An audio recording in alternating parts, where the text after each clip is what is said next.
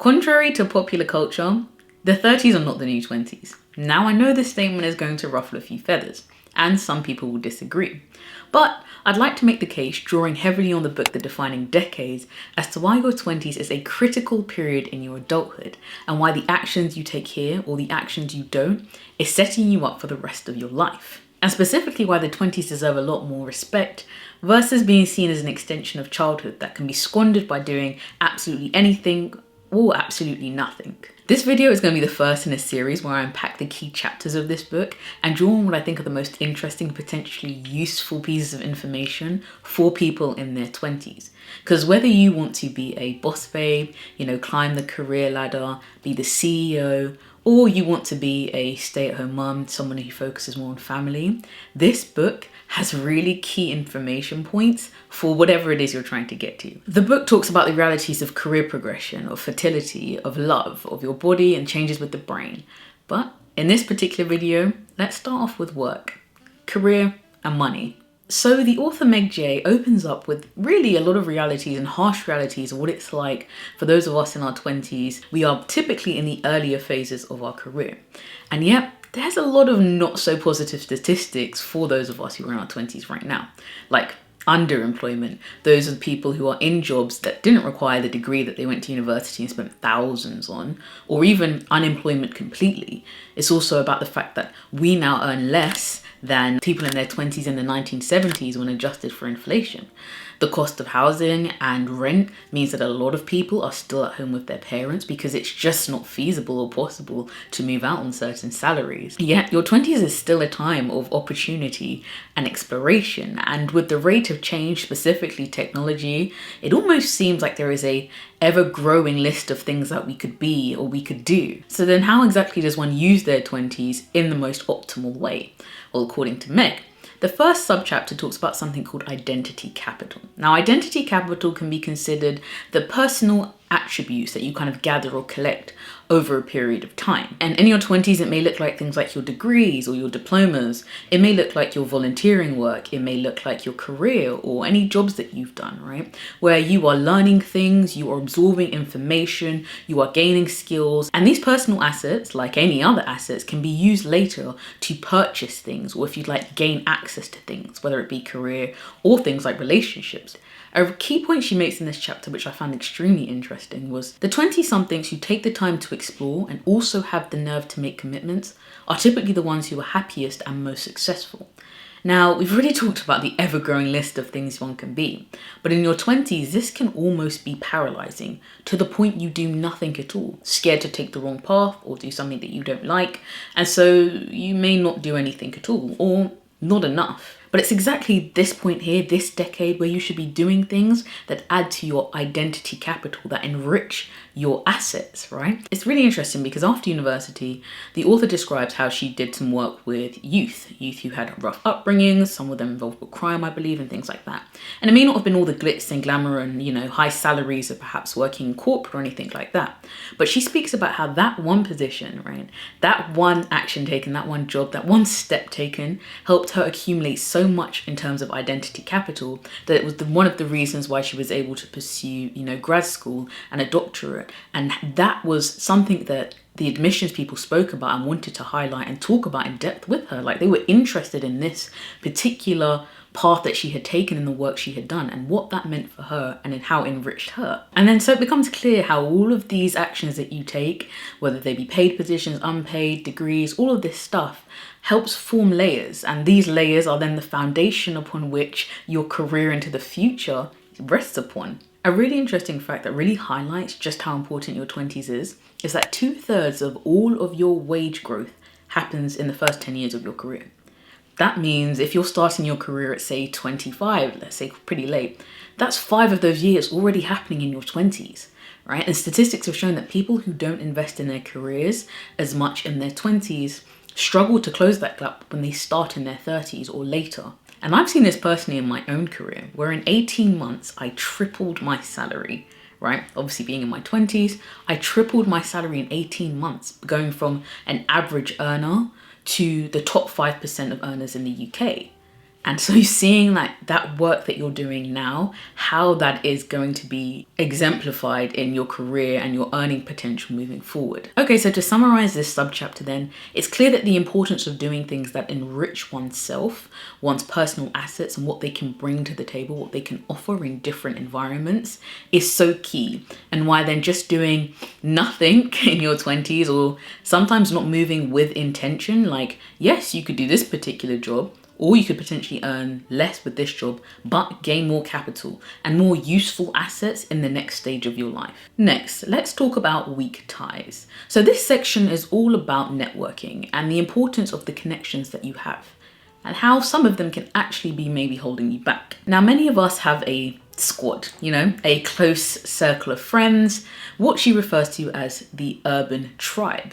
Now, your urban tribe are people who are typically like you, right? And this is because we form bonds typically based on similarities. So whether you went to the same school, you have the same jobs, same area, and typically you think the same as these people, or you may have the same political leanings, you may have had similar experiences, exposed to similar things, and often your networks overlap quite closely. And it's for this reason that your tribe may not be all that useful in getting you to new opportunities and exposure to different kind of employment opportunities. Juxtapose this with weak ties. Those are, as it would suggest, people we are less tightly bonded to and we may only know in passing or have a few interactions with. But it is this distance, whether it be socially, physically, like geographically, economically, or even politically, that makes weak ties so advantageous in terms of career and work. The author talks about how she got her book published, and the primary way this happened was not through somebody in her urban tribe or in her squad, but through somebody she had only interacted with a few times and actually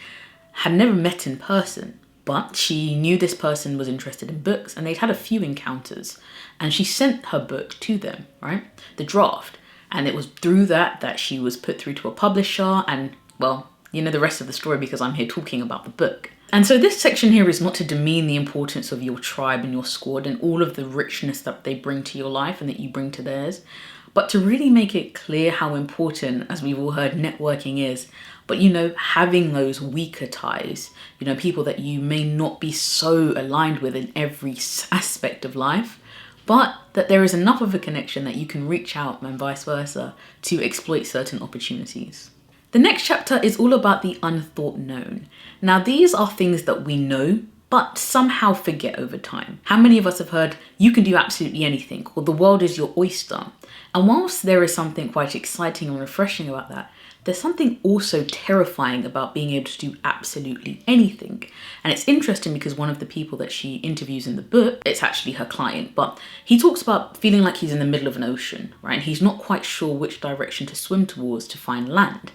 And if you allow yourself to slip into certain thought patterns, it's very easy for your 20s to feel like this. But what she really focuses on in this subchapter is that whilst there are many options, many opportunities, if we really think about it, there are probably only a few or fewer viable options for us at any point, right? Like if I want to be an astronaut tomorrow, it's probably not as viable, say, as me being an environmental scientist or, going from being an SRE into a software developer. And that's not to say that you have to constrict yourself or, restrict what it is that you're going to do. But as a starting point, one does have to be or reconcile with what their viable options are and work from there. But what this unknown thought is really about is that many of us don't actually have an issue with not knowing what we want to do, but we know what we want to do and we don't know how to get there. And therefore, we kind of forget this idea or forget this fact about us because it's easier to just pretend that we don't know what to do than accept that we do know what we want to do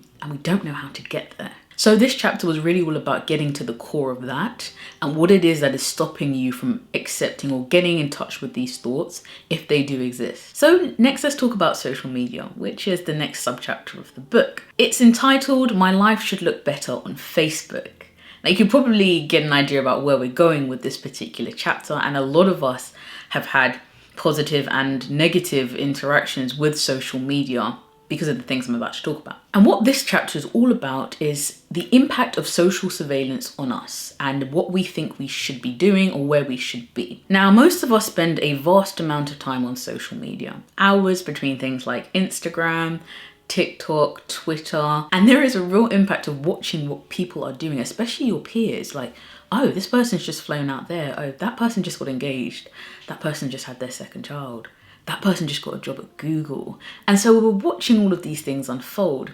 And even though a lot of us know consciously that we're seeing people's highlights, somehow that kind of gets lost in translation, and you start to think like, my life ought to look better. Like, it should look better than what it does right now. Because of course you're comparing your reality to somebody's highlight reels. So one interesting quote that comes out of this chapter is, goals direct us from the inside, but shoulds are paralyzing judgments from the outside. And she goes on to use Talia, who is another one of her clients, to kind of illustrate this. And in her story, Talia is somebody who lives in California at this time and is progressing through her career. But she wants to go home. She wants to go home to Tennessee. She's not happy where she is.